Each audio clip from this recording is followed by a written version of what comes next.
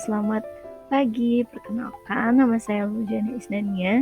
Di sini kita akan membahas mengenai perkembangan masyarakat Arab pasca kemunduran dinasti Abbasiyah. Peradaban Islam pasca dinasti Abbasiyah sudah mengalami beberapa kemunduran, yaitu yang pertama, kemunduran dalam kekuatan militer. Kekuatan militer Abbasiyah pada waktu itu mulai mengalami kemunduran. Sebagai gantinya, para penguasa Abbasiyah memperkerjakan orang-orang profesional di bidang kemiliteran, khususnya tentara Turki dengan sistem perbudakan baru. Pengangkatan anggota militer Turki ini dalam perkembangan selanjutnya ternyata menjadi ancaman besar terhadap kekuasaan khalifah.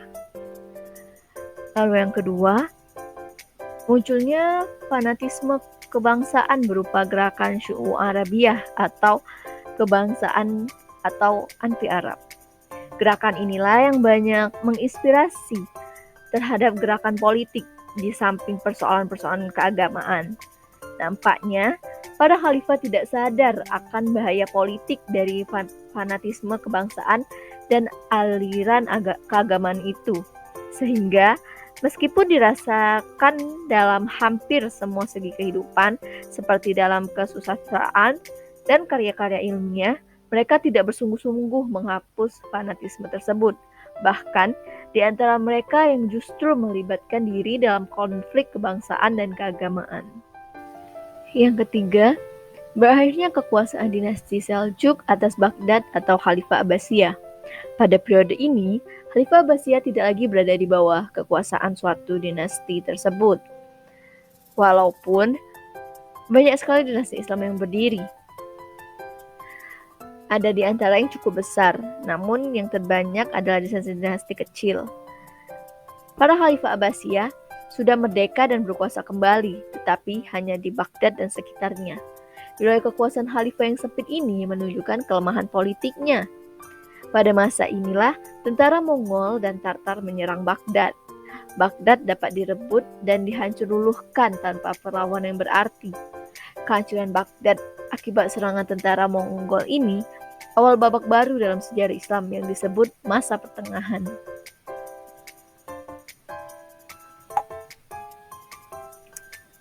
Pembahasan selanjutnya kita akan membahas mengenai dampak dari kemunduran dinasti Abbasiyah. Dampak kemunduran dinasti Abbasiyah pada bidang ilmu pengetahuan. Yang pertama, kemajuan ilmu pengetahuan dan penjajahan Barat. Seiring dengan kemunduran negara Islam di bidang ilmu pengetahuan, negara-negara Barat justru berkembang menjadi negara-negara modern, sehingga negara-negara Islam berhadapan dengan kemajuan ilmu pengetahuan dan penjajahan Barat. Umat Islam mengalami ketertinggalan dalam bidang ilmu pengetahuan dibanding dengan negara-negara Barat, sehingga umat Islam banyak belajar dari bangsa Barat lantaran kemajuan bangsa Barat dalam ilmu pengetahuannya. Lalu yang kedua, masyarakat Islam mengharapkan filsafat. Umat Islam sulit bangkit dari ketertinggalan negara Barat dan negara non-Islam dalam bidang ilmu pengetahuan disebabkan adanya pemikiran yang mengharamkan filsafat. Yang ketiga, adanya aliran Asy'ariyah. Aliran ini berpendapat bahwa segala sesuatu sudah ditentukan oleh Allah Subhanahu wa taala dalam perbuatan manusia adalah atas kehendak Allah Subhanahu wa taala, bukan atas kehendaknya. Artinya, semua usaha manusia bukan ditentukan oleh manusia itu sendiri, tetapi atas kehendak Allah Subhanahu wa taala. Pemikiran seperti ini masih terus berkembang pada diri umat Islam hingga saat ini, sehingga menjadikan umat Islam lemah, bodoh, dan mengalami kemiskinan, yang akhirnya negara Islam mudah dijajah oleh negara-negara Barat. Lalu yang keempat, selain mengharapkan filsafat, umat Islam banyak yang berpaham Jabariyah, sehingga umat Islam memiliki sifat pasrah karena Allah Subhanahu wa taala sudah mengatur nasib manusia. Umat Islam memiliki paham seperti ini membuat mereka tidak berusaha lebih maju. Pemikiran ini ada pada aliran Jabariyah, yaitu Allah Subhanahu wa taala yang menentukan dan memutuskan segala perbuatan manusia. Dan yang terakhir, kemunduran umat Islam juga disebabkan karena perkembangan tarekat, yaitu Qadoriyah, Syadizilah, Rifaiyah, Kasabadiyah, dan Satariyah pada abad ke-12 sampai abad ke-18. Sebagai contoh, tarekat Naqsabandiyah berkembang di Asia Tenggara, Turki, India, Mekah, dan Islam. Salah satu ajaran tarekat ini yaitu mengajarkan menjauhkan diri pada hal-hal keduniaan sehingga melakukan khalwat. Berkembangnya tarekat ini memberikan pengaruh buruk terhadap umat Islam, yaitu menumbuhkan sifat taklid, fatalistis, orientasi yang berlebih kepada ibadah dan akhirat, atau tidak mementingkan hal-hal keduniaan.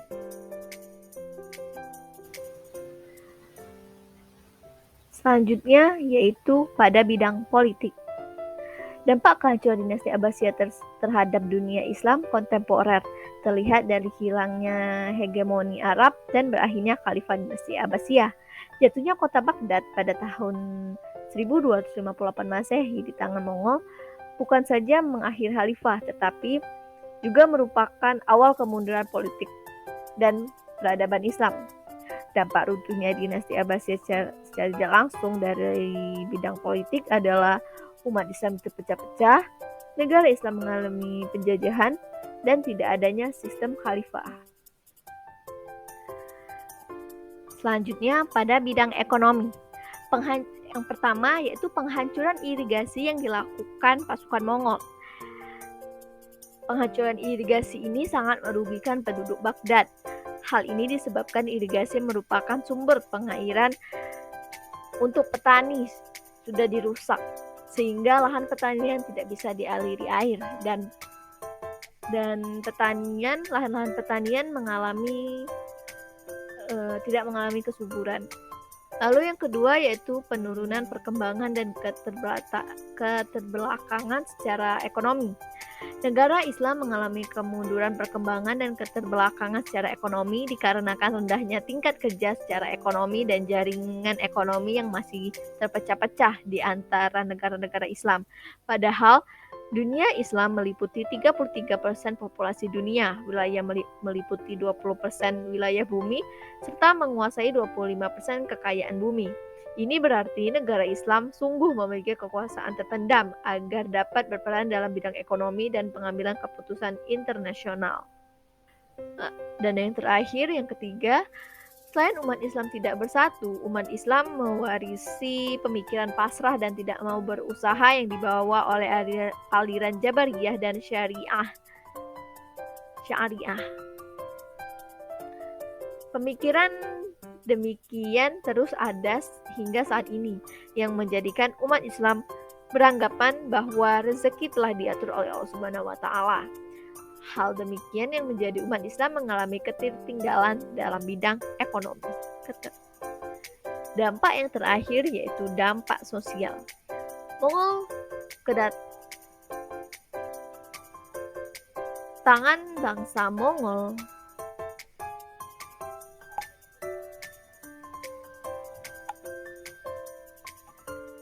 Kedatangan bangsa Mongol ke Baghdad merupakan petaka besar dalam sejarah Islam. Pembantaian-pembantaian yang terjadi menjadi pandangan yang amat memilukan.